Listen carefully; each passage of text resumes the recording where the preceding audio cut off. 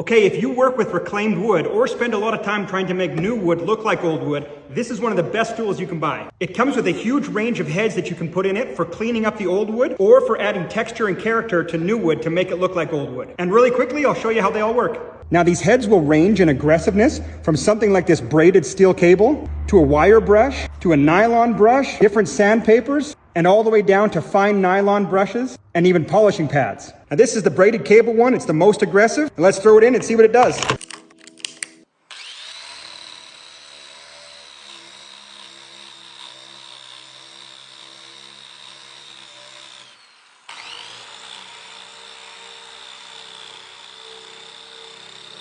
Okay, and you can see that's a really aggressive head. So it really goes down deep and tears out fibers and puts grooves in the boards. Now this would only be stage one for both of these, and I'll show you with the other heads how I would clean these up afterwards. Now we'll move on to the next most aggressive, which is this wire wheel.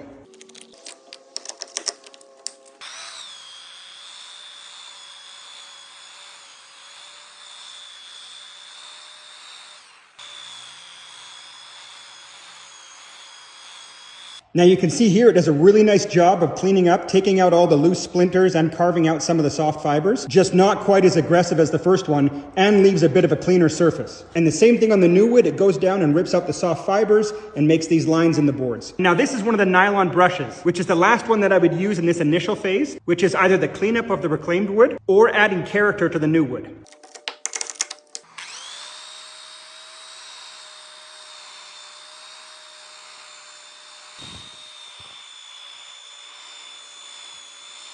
Okay, and here are all three cleanup brushes. The first one, really aggressive, makes a bunch of grooves.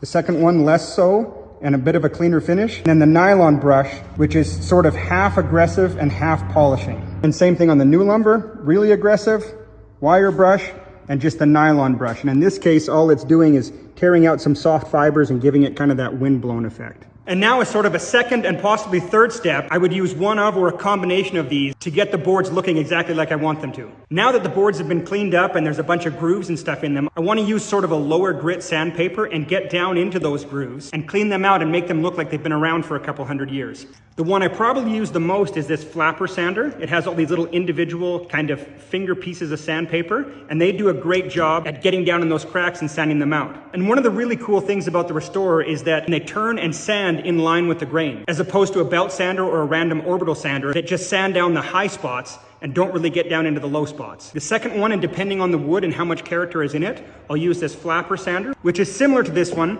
other than they're packed a whole lot tighter and they have flat tops on them instead of the round tops on these ones. And then if I really want to polish them and buff them after that, I'll use one of these nylon brush wheels. They do a really good job of kind of polishing the wood and really helping the character to show up in the sunlight. And for this type of really aged board with a lot of grooves and stuff in it like that, I'm going to use this profile sander to clean it up.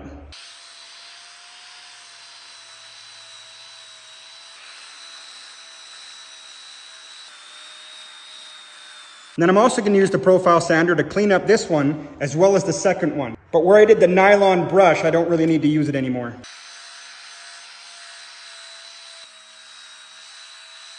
Okay, now you can see this first one. It's really cleaned up all those fibers that were sticking out. And now we've got those nice deep grooves. This was the wire brush. You can see that I didn't go down quite as deep. This one kind of tore all that top off as well. So now you kind of have a lot of this gray still up top. And again, it's got those grooves in it. And now it's nice and cleaned up because of the sandpaper. And now this was the nylon brush, and the sandpaper here just kind of buffed it out and cleaned it up quite a bit more, and you're left with that level of character.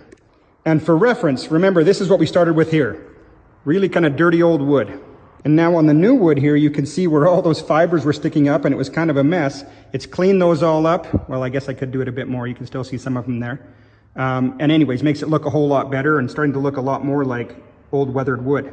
And where I used the wire brush, you can see it also just kind of cleaned that up and helped to buff out and clean up any leftover soft fibers. Okay, and now to clean up this new wood just a little bit more, where I started with the aggressive brush and then I used the profile sander, I'm now going to use this nylon brush, which will go down and do a final cleanup and get rid of a lot of these soft fibers and anything else left over. And there you go, that cleaned up all the rest of those soft fibers that were sticking up. And you can see those nice ridges that catch the sunlight and are kind of one of the main characteristics of reclaimed wood.